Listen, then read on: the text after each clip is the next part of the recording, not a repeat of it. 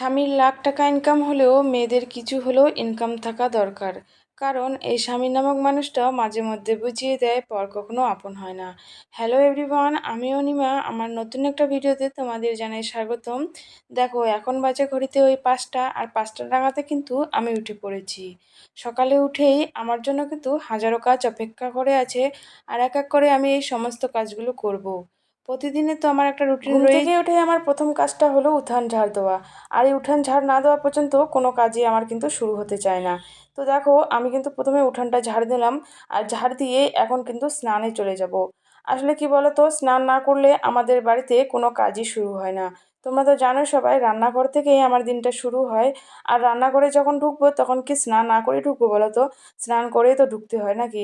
স্নান করেই দেখো আমি কিন্তু ভাতটা বসিয়ে দিয়েছি। তোমরা কিন্তু আমার হয়ে গেছে, ভাতের মাঠটাও কিন্তু ছেঁকে নিলাম। আর এখন দেখো কি রান্না করব, সেই তরকারিগুলো কিন্তু কেটে বেছে নিলাম।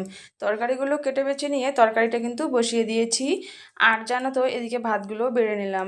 এখন দেখো মা বাবার টিফিন দুটো সাজিয়ে দিকে ছেলে যাবে স্কুলে, তার জন্য কিন্তু টিফিনটা করে দিতে হবে। তো দেখো, সকাল পরটা জানো তো আমার ভীষণই চাপ হয়ে যায়, মানে একের পর এক কাজ আমার জন্য অপেক্ষা করেই থাকে। এদিকে দেখো মা বাবার টিফিনটাও সাজিয়ে দিলাম। একা হাতেই এই সমস্ত কাজ করা ভীষণই চাপ হয়ে যায়। তারপরেও আর কি করার আছে বলো তো, সংসারের কাজ করতে তো হবেই। এদিকে দেখো, ছেলে তো চলে গেল স্কুলে, মা বাবাও কিন্তু চলে গেল কাজে।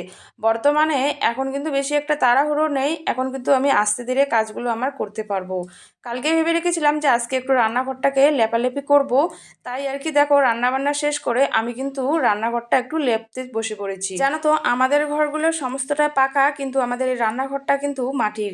আর মাটির ঘর তো তোমরা জানোই, দুই একেই মানে মুছতে হয়, মানে 2 দিন 3 দিন পরেই লেপালেপি করতে হয়। প্রায় 7 দিন হতে চললো আমি কিন্তু এই ঘরটা লেপি নাই। তার কারণে জানো তো, এত বাজে লাগছিল দেখতে। আজকে আর একদমই চলছিল না, মানে আজকে আর না মুছলে হবেই না। তাই কিন্তু রান্নাবান্না শেষ করে আমি কিন্তু এই রান্নাঘরটাকে লেপতে মানে লেগে পড়েছি। তো দেখো, এদিকে আমার কিন্তু রান্নাঘরটা লেপাও কমপ্লিট। একটা সংসারে জানো তো 1000টা কাজ থাকে, আর এই 1000টা কাজ কিন্তু আমাদের বাড়ির বউদেরই করতে হয়। তারপরেও দিন শেষে আমাদের এটাই শুনতে হয় যে আমরা সারাদিন করি কি। যখনই এই কথাটা শুনি তখন কিন্তু একদমই মনটা ভেঙে যায়, যে সারাদিন তো এই সংসারের পিছনেই কাজ করছি, তারপরেও এই কথাটা আমাদের শুনতে হচ্ছে। ভিডিও শুরুতে একটা কথা বললাম, স্বামীর লাখ টাকা থাকলেও কিন্তু মেয়েদের কিছু হলেও ইনকাম করা দরকার। তার কারণটা কি জানো তো?